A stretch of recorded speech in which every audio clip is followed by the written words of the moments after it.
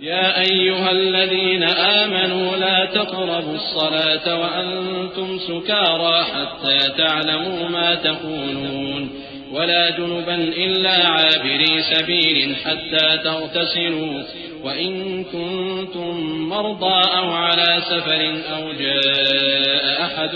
منكم من الغائط أو لامستم النساء فلم تجدوا ماء فتيمموا صعيدا طيبا فامسحوا بوجوهكم وأيديكم إن الله كان عفوا غفورا۔ مومنو، جب تم نشے کی حالت میں ہو تو جب تک ان الفاظ کو جو منہ سے کہو سمجھنے نہ لگو نماز کے پاس نہ جاؤ، اور جنابت کی حالت میں بھی نماز کے پاس نہ جاؤ یہاں تک کہ غسل کر لو۔ ہاں، اگر بحالت سفر رستے چلے جا رہے ہو اور پانی نہ ملنے کے سبب غسل نہ کر سکو تو تیمم کر کے نماز پڑھ لو، اور اگر تم بیمار ہو یا سفر میں ہو یا کوئی تم میں سے بیت الخلا سے ہو کر آیا ہو یا تم نے عورتوں سے مقاربت کی ہو اور تمہیں پانی نہ ملے تو پاک مٹی لو اور منہ اور ہاتھوں کا مسح کر کے تیمم کر لو، بے شک اللہ معاف کرنے والا ہے، بخشنے والا ہے۔ ألم تر إلى الذين أوتوا نصيبا من الكتاب يشترون الضلالة ويريدون أن تضلوا السبيل والله أعلم بأعدائكم وكفى بالله وليا وكفى بالله نصيرا من الذين هادوا يحرفون الكلم عن مواضعه ويقولون سمعنا وعصينا واسمع غير مسمع وراعنا ليا بألسنتهم وطعنا في الدين ولو أنهم قالوا سمعنا وأطعنا واسمع وانظرنا لكان خيرا لهم وأقوم ولكن لعنهم الله بكفرهم فلا يؤمنون إلا قليلا۔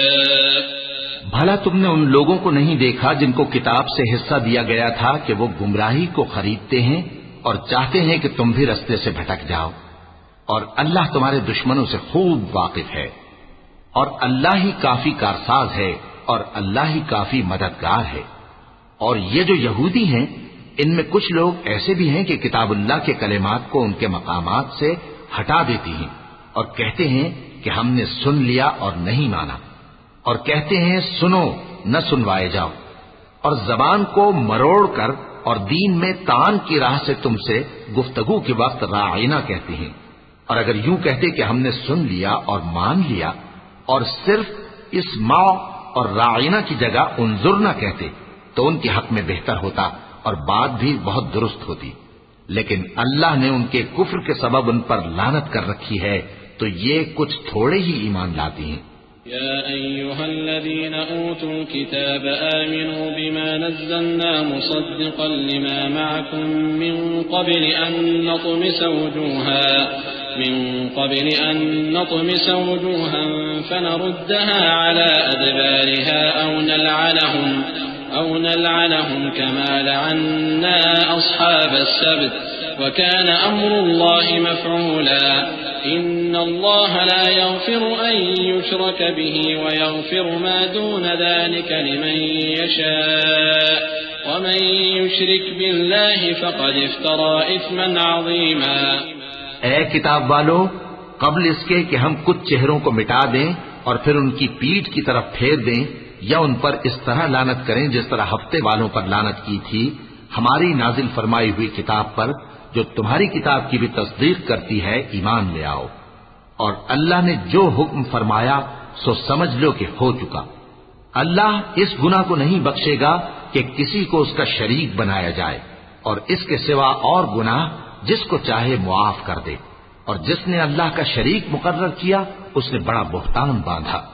ألم تر إلى الذين يزكون أنفسهم بل الله يزكي من يشاء ولا يظلمون فتيلا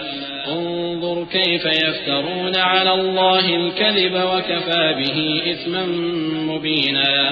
کیا تم نے ان لوگوں کو نہیں دیکھا جو اپنے آپ کو پاکیزہ کہتے ہیں؟ نہیں، بلکہ اللہ ہی جس کو چاہتا ہے پاکیزہ کرتا ہے، اور ان پر دھاگے برابر بھی ظلم نہیں ہوگا۔